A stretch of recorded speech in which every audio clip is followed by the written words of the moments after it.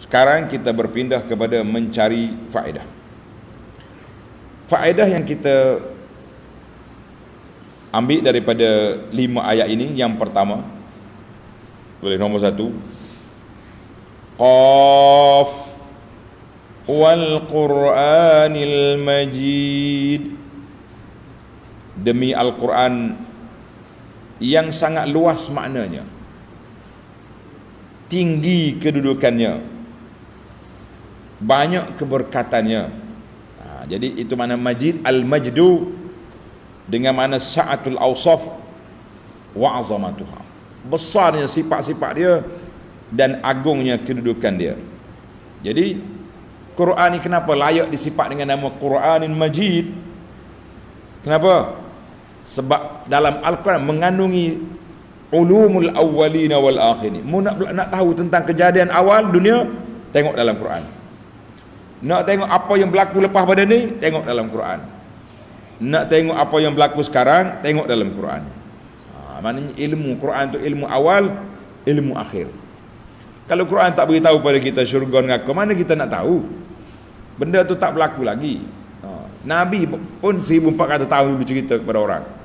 Kita ini tak berapa tahu lagi nak kiamat.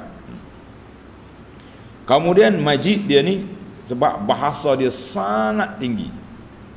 Bulaghaul Arab, para syu'araul Arab tak mampu nak challenge, tak mampu nak cabar.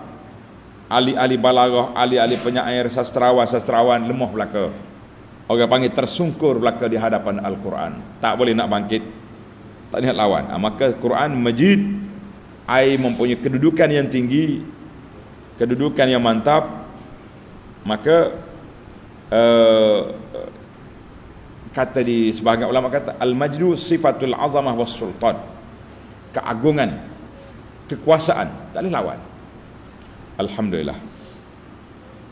Yang kedua, dengan ayat yang kedua, ayat 2, bal ajibu an ja'ahum munzirum minhum faqala al-kafirun hadza syai'un ajib.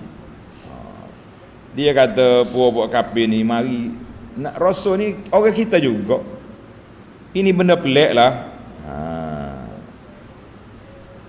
Jadi ajaba minhum hadzal ajab, benda pelik bagi dianya. Dia kata apa? Minhum. Jadi kalaulah orang kampung kita juga jadi orang besar, kita jadi pelik. Allah, dia tu orang ni je, takkanlah Tuhan hantar mari manusia biasa, makan minum, yamshuna fil aswaq, duk berjalan di pasar-pasar, ada isteri ni jadi rasul. Pelik. Kenapa tak hantar mari malaikat? Jadi dalam kepala dia duduk pelik. Mana tak nak terima. Itu bagi tak nak terima. Ajibu, ajaib, ajib, takjub, rasa kamu dia ajaran Nabi pula pelik. Lepas mati hidup balik.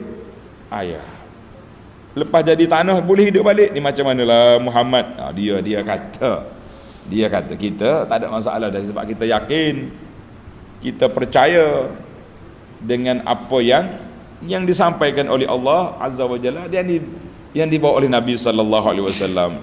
Tak ada pelik. Semua perkara, ingat ni kaedah, semua perkara yang sabit daripada Quran, yang sabit daripada hadis Nabi sallallahu yang sahih, kalau pelik dengan otak kita jangan pelik dalam keimanan kita percaya. Kenapa Abu Bakar sehingga dikenali dengan nama As-Siddiq? Sebab apa? Sebab semua hak Nabi bawa bagi dia betul belaka. Tengok mula-mula Nabi turun daripada Mi'raj kan, Abu Jahal mari tanya, mau pergi ke langit, pergi Baitul Maqdis malam. Pelik ni. Orang pergi beritahu pada Sayyidina Abu Bakar, Abu Bakar, sahabatmu buat benda pelik lah, semalam dia pergi Baitul Maqdis, hari ni duduk kat Mekah. Dia ingat Abu Bakar penipu tak? Pelik-pelik lah Muhammad ni pun. Abu Bakar kata apa? In qala faqad sadaq. Kalau benar dia cakap, betul lah tu. Buat kafir pula pening pala. Abu Bakar, macam mana lah awak ni? Yang kita hari ni pula kita pening juga kepada pentaksub kepada guru dia tu. Guru dia tu mengajar benda pelik, benda ajaib, tak ada dalam Quran, tak ada dalam hadis. Oh, tak boleh ni tarah wali ni makam tinggi, makam tinggi. Jadi hak Quran ni tak tinggi. Ni Quran ni majid ni rendah. Tok guru awak yang ambil daripada mana tak tahu. Ini manusia ni kalau sudah taksub dia mari, otak dia jam. Dia tak boleh mikir dah benda-benda dengan otak. Kita hari ni alhamdulillah tuan-tuan dan puan-puan, Allah bagi kepada akal yang waras. Fikirlah, tengok ilmu maklumat yang kita dapat tu, tengok kat dengan kepala otak, fikir dengan otak, fikir dengan hati. Betul ke dia ni cakap ni? Sebab itulah satu kaedah mengatakan unzuru ila ma qala wala tanzur ila man qala. Mu tengok apa yang dia cakap, jangan taksub kepada siapa yang bercakap. Oh, ini dak kita ni. Asal ke orang yang kita minat, kita naik tabar dia sebagai arif billah, dia cakap apa pun tak ada apa. Tengok gambar ayam kat dinding jadi ayam sungguh. Oh, senanglah hidup. Tak boleh jadi tak ada tokai ayam dah. Waktu ayam mahal ni pakat jadi wali belaka dah. Nak berapa ekor nak? Tulislah gambar 5 ekor kat dinding tu. Panggil 5 ekor. Tak saya esok nak akan nak 50 ekor. Apa benda cerita? Baik. Yang pelik di apa ni diterima, yang bau yang benar daripada Quran dan Sunnah ini dipermain-mainkan, bahkan dilabel-labelkan macam-macam. Isu yang ketiga, faedah yang ketiga, ayat 4. Qad alimna ma tanqusul ardu minhum wa indana kitabun hafiz. Apa yang mereka kata itu tidaklah benar, kerana kami sedia mengetahui akan apa yang dimakan oleh bumi sedikit demi sedikit itu. Tuhan kata aku tahu belaka, pelik apa. Ayat ini tanda pelajar, yadullu alal ba'thi. Ayat ini menunjukkan bahawa dibangkit semula itu di bawah kuasa Allah Azza wa Jalla dan juga di bawah ilmu Allah. Tuhan tahu di mana ajza, di mana ke manusia tu tubuh manusia itu berada di mana, dalam perut ikan, dalam laut, dalam air, di atas bukit, semua diketahui oleh Allah Azza wa Jalla. Maka tidak ada perkara yang mengelirukan, semuanya dipasang balik kepada ajbuz zanab. Jadi ulama kata anna Allah subhanahu yu'idu hadzal jasad bi'ainihi. Allah Taala akan kembalikan jasad tu juga. Kita body macam ni lah kita akan pakai. Tinggi, rendah, kecil, besar lagu itulah juga. Ada katanya dalam neraka esok besar sebab senang malaikat nak pukul. Na'udzubillah. Jadi orang yang taat dapat nikmat, orang yang derhaka dapat celaka. Kama yuna'imur ruh allati amanat bi'ainiha. Allah Taala sekarang ni orang mati, ruh dia tu mendapat nikmat. Orang kafir ruh dia pula mendapat azab. Tuhan tak cerita ruh lain. Body pun yang sama akan dihidupkan balik. Allahu Akbar. Jadi kalau kita nak baca tentang ruh ni, banyaklah ahli falsafah tu banyak dia punya pelik, tak usah kira. Kita kira apa yang disebut oleh Nabi sallallahu alaihi wasallam. Kita pergi kepada yang keempat. Yang keempat, ayat yang kelima. Bal kazzabu bil haqqi lamma ja'ahum fahum fi amrin marij. Jadi bahkan mereka itu tak mau berfikir. Mereka terburu-buru menolak kebenaran. Bila dia tolak kebenaran, mereka berada di atas mana? Di atas hidup marij, terumbang-ambing, tidak stabil, pemikir dia celaru. Jadi di sini kata di para ulama, siapa dia bina maklumat dia, kepahaman dia di atas maklumat yang salah. Tengok ni, dia tak terima benaran yang dibawa oleh Nabi, dia pergi terima pandangan lain bahawa manusia ni mati jadi tanah, maka orang ni hidup dia akan celaru. Marijin muttaribin, dia akan celaru. Sebab apa? Sebab dia tidak ikut wahyu daripada Allah Azza wa Jalla. Maka di sini kata di para ulama, man raddal haq maraja ali amru. Siapa dia tolak kebenaran, kebingunganlah dalam hidup dia. Hari ni contohnya dalam ayat Quran ni banyak ayat-ayat yang perlu kita fikir. Ada ayat yang kita boleh fikir, ada ayat yang kita kena yakin. Dua, fikir, yakin. Seperti ayat-ayat yang menyebut tentang sifat Allah.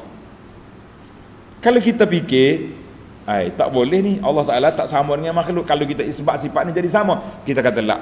Kita kena yakin itulah yang dikehendaki oleh Allah Azza wa Jalla. Sebab tu Tuhan turunkan ayat begitu. Nabi pun tak hurai lebih daripada itu. Para sahabat juga faham begitu. Kenapa bila mari falsafah ni kita jadi keliru? Tidak. Tak situ. Jadi siapa ditolak kebenaran yang dibawa oleh Nabi, yang ditafsir oleh para ulama salaf, dia akan keliru. Bacalah sejarah berapa ramai orang-orang yang berjuang dalam ilmu yang pelik-pelik ni, duk cari falsafah sana sini, akhir kali dia kata aku balik mengikut apa yang dipaham oleh orang tua-tua. Tak ada. Da'al waqt, menghilangkan masa saja. Jadi orang yang tak mau dengar, mau tolak terus apa yang sampai ke depan dia rasa pelik, bukan orang kita kata itulah manusia yang marij, manusia yang celaru, manusia yang keliru. Kita jangan jadi manusia ni. Manusia kita nak jadi manusia yang hatinya terbuka, dadanya lapang. Bila kita dengar, kita tengok, kita fikir, tengok apa yang dikatakan. Jangan duduk berhati betul-betul pada siapa yang berkata. Ini tidak. Kita lebih ta'assub, kita tengok siapa yang berkata, kita tak tengok apa yang dia kata. Jadi peninglah kita. Yang kelima, ayat yang sama. Ayat yang sama, ayat 5 juga. Yustafadu min hadhil ayah, kita ambil faedah daripada ayat ini, anna mimma yaftahullahu bihi 'alal 'abdi,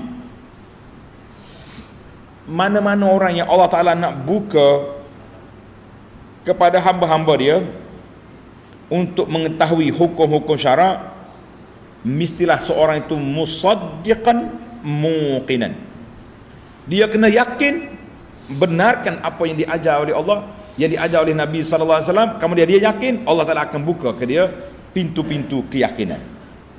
Tapi kalau orang tak percaya, awal-awal lagi dengar ayat Quran ni keliru, ayat Quran ni tak boleh membawa kepada kekufuran, ni percaya kepada ayat Quran, orang ni akan jauh daripada jalan sunnah Nabi sallallahu alaihi wasallam, wal iyaz billah. Allah Taala pernah cela puak Samud. Dia kata apa? Wa amma samud fahadainahum fastahabbul ama alal huda. Puak Samud tu kami dah bagi hidayah, dah bagi jalan petunjuk, tapi mereka pilih buta daripada memilih jalan petunjuk, maka mereka sesat. Jadi para jemaah sekalian, Al-Quran ini sumber hidayah. Sunnah Nabi yang betul, yang sabit itu sumber hidayah, bukan sumber membawa kekufuran dan kekeliruan. Tidak. Yang kelirunya orang yang tak mau terima Quran dengan sunnah, itu manusia yang keliru, manusia yang celaru. Siapa yang menolak Quran, fahuwa fi amrin marij, dia duduk dalam terumbang-ambing kecelaruan yang cukup bahaya. InsyaAllah kita akan sambung lagi perbincangan kita dalam ayat yang ke-6 dalam siri yang akan datang.